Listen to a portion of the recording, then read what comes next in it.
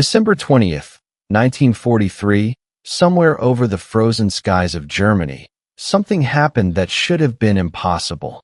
A German fighter pilot looked into the eyes of his enemy and made a choice that would haunt both men for nearly half a century. 10 American airmen survived that day because one man decided that mercy mattered more than duty, that humanity could exist even in the middle of war. But here's what makes this story truly extraordinary. After that brief encounter in the clouds, both pilots went home, never spoke a word about what happened, and carried the weight of that moment in complete silence for 43 years. Charlie Brown, the American pilot, spent decades asking himself one question that kept him awake at night. Who was he? Who was the German pilot who looked him straight in the eyes through the cockpit glass and chose to let them live instead of finishing what every rule of combat demanded? Who was this man who risked his own execution just to save a crew of strangers flying a shattered bomber that had no business still being in the air? By 1986, that question had become an obsession Charlie couldn't ignore anymore, so he started searching. For years of frustration followed, for years of letters that went nowhere, phone calls that led to dead ends, records that didn't exist or had been destroyed. Then in January 1990, an envelope arrived at his home in Miami from Canada, and inside was a letter that began with just 4 simple words. I was the one. What happened next became one of the most powerful stories of forgiveness and friendship to ever come out of World War II. Let's go back to that day in December 1943 when it all began. Charlie Brown somehow managed to bring his crippled B-17 bomber, a plane they called Ye Old Pub, back across the North Sea and landed at RAF Seething in England with 11 wounded men on board, and one of those men didn't make it. The aircraft itself was so catastrophically damaged that the ground crews who saw it couldn't believe their eyes. Holes the size of basketballs were torn through the fuselage. The tail section was barely attached. Entire sections of the aircraft were just gone, and yet somehow Charlie had kept it flying long enough to cross hundreds of miles of enemy territory and open water. When the maintenance crews inspected the wreckage, they made an official decision on the spot. This bomber would never fly again. It wasn't worth repairing because, frankly, it shouldn't have been flying in the first place. During the debriefing with his commanding officers, Charlie told them everything.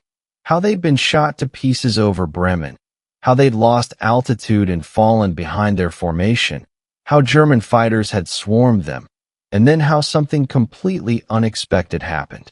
A German Bf-109 fighter had pulled up alongside them, not to attack, but to escort them to safety. The response from his superiors was immediate and non-negotiable. Never speak of this again, not to your crew, not to other pilots, not to anyone.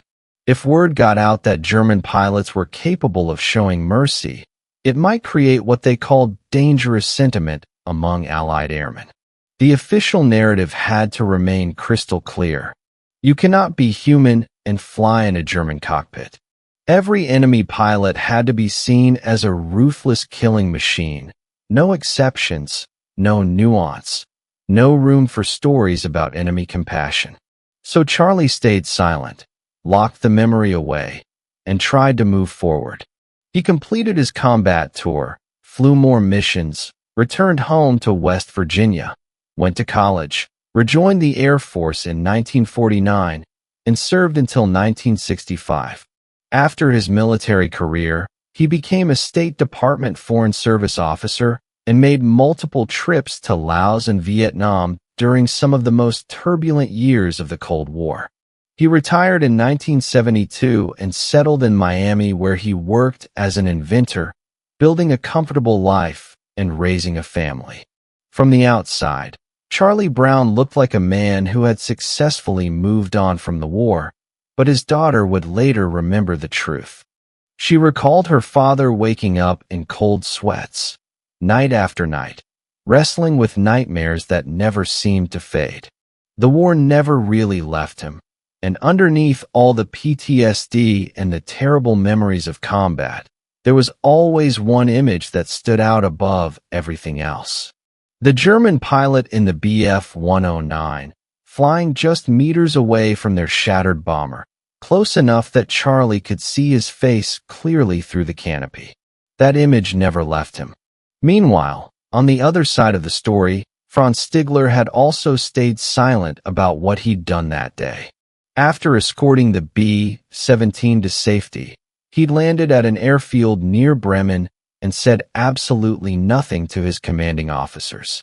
What he'd done wasn't just against protocol, it was a court-martial offense in Nazi Germany, and the penalty for deliberately sparing enemy aircraft in combat was execution by firing squad.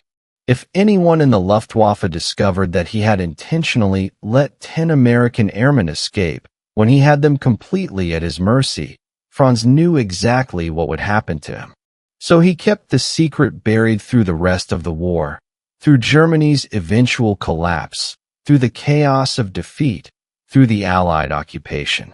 Somehow he survived it all. In 1953, Franz immigrated to Canada, got married, and became a successful businessman in Vancouver. Like Charlie, he built a new life and tried his best to move on. But the memory of that December day in 1943 stayed with him just as powerfully. He couldn't forget the B-17 with the massive holes torn through its body, the wounded crew visible through the damaged fuselage desperately fighting to keep each other alive, and most of all, the young American pilot who had looked back at him through the cockpit window with an expression Franz would never forget. Years later, Franz would tell people that he lost his appetite for victory after that day. He stopped aggressively pursuing kills and stopped caring about adding to his score of enemy aircraft destroyed. Something about seeing that shattered bomber and its dying crew had fundamentally changed him. Both men carried the weight of that memory in complete silence for decades, never speaking about it, never seeking answers, just living with the knowledge that something extraordinary had happened during a 10-minute encounter that had marked them both permanently. Then came 1986, and everything changed. In Boston, there was a combat pilot reunion called the Gathering of Eagles, and by this time Charlie Brown was 64 years old, a retired Air Force colonel living in Miami. Boeing had organized the event to celebrate the 50th anniversary of the B-17's first flight back in 1935, and they'd invited old bomber and fighter pilots from World War II to attend. During one of the sessions, someone asked Charlie if he'd had any particularly memorable missions during the war. He thought for a moment. Then he decided to tell the story he'd been ordered to keep secret for over 40 years. He described the crippled bomber barely holding together, the German fighter that suddenly appeared on their wing instead of attacking, the escort through German airspace to safety, and the salute the German pilot gave before finally breaking away and disappearing. After he finished, people gathered around him with questions. How had he never tried to find this pilot? Who was he? Did he even survive the war? And Charlie realized something that hit him hard. He'd been carrying this question for 43 years without ever seriously trying to answer it, without making any real effort to find out who had saved his life and the lives of his crew. Right there, he made a decision. He needed to find this man. He started with the official channels, contacting the U.S. Air Force, writing letters to West German Air Force archives, sending requests to the Army Air Force's historical office. He figured surely someone somewhere had documentation of German pilots who were stationed near Bremen in December 1943. Months passed, then a year, then 2 years, then 3, then 4, and the records either didn't exist, or were incomplete, or had been lost, or were still classified. Every lead turned into a dead end. The German military archives had been scattered across divided Germany after the war, and the Luftwaffe's normally meticulous records had either been destroyed in the fighting or captured by the Soviets and locked away behind the Iron Curtain. Trying to find one specific pilot from one specific day in 1943 was proving to be nearly impossible, like searching for a single grain of sand on a beach. But Charlie couldn't let it go. The nightmares continued, and he kept waking up in cold sweats remembering the flak explosions, the attacking fighters, the dying crew members, and always the question burned in his mind. Who was the German pilot? In 1989, Charlie decided to try something different. He wrote out a detailed account of the entire incident and sent it to a newsletter that circulated among combat pilots, a publication that both American and German veterans read. In the letter, he described everything he could remember: the exact date, the location, the circumstances, the markings on the BF-109, every detail that might help identify the pilot. He included one very specific detail that he thought might be unique. The German pilot had looked directly at him, made deliberate eye contact, and then given a clear salute before breaking away and disappearing into the sky. Charlie sent the letter off, and then he waited, knowing the odds were slim. By now he was 67 years old, and more than 46 years had passed since that day over Germany. The German pilot might be dead, might never have survived the war, might have died decades ago from any number of causes, but Charlie had to try one more time. Meanwhile, across the continent in Vancouver, Canada, Franz Stigler was 74 years old and living a quiet life. He too had attended Boeing's 50th anniversary event back in 1986, where he'd actually been the only German pilot present among all the Allied veterans. A local TV station had interviewed him there, and he'd told his story on camera, describing the B-17 he had chosen to spare, the decision he made in that moment, and the enormous risk he took by doing it. Franz had also been making his own quiet inquiries over the years whenever he had the chance. He wanted desperately to know if the bomber had made it back to England, if the crew had survived, if his choice to spare them had actually mattered. He'd contacted old Luftwaffe veteran associations, asked around at various military gatherings, but he'd never gotten any answers, never found any trace of what had happened to that American crew. Then in January 1990, Franz happened to see Charlie's letter published in the Combat Pilot newsletter. He read it carefully, and everything matched perfectly. The date was right. The location was exactly where he'd been flying. The circumstances matched his memory. Every detail aligned. After 47 years of wondering and searching, Franz finally knew the answer to the question that had haunted him. The B-17 crew had survived, they'd made it home, and the American pilot was now actively looking for him. Franz sat down and wrote a letter that very day. He addressed it to Charlie Brown in Miami, Florida, and sent it off. On January 18, 1990, Charlie received an envelope from Canada, and when he opened it and began reading, he found a letter that started with the words he'd been waiting decades to hear. "I was the one." When Charlie and Franz first spoke on the phone after that letter arrived, Franz described his aircraft and the encounter in such precise detail that Charlie knew instantly, without any doubt, that this was really him. This was the German pilot from December 20th, 1943.